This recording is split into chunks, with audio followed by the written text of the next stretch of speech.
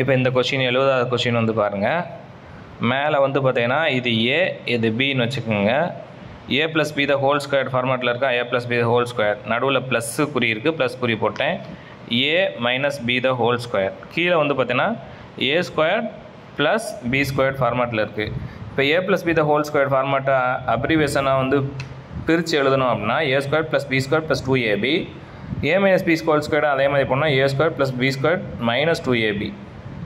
Okay, கீழே வந்து A square plus B square. இப்போ ப்ளஸ் 2abயும் மைனஸ் 2abயும் கேன்சல் ஆயிரும்.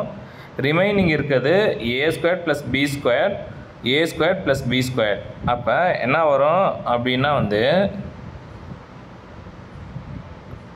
2 இன்ட்டு ஏ ஸ்கொயர் காமனாக ப்ளஸ் பி ஸ்கொயர்னு வந்துடும். கீழே வந்து பார்த்திங்கன்னா A square plus B square அப்படிங்கிறது இருக்குது. அப்போ இந்த A square plus B square A square plus B square cancel ஆகிடுச்சுன்னா ரிமைனிங் இருக்க 2 தான் ஆன்சர் இருக்குது.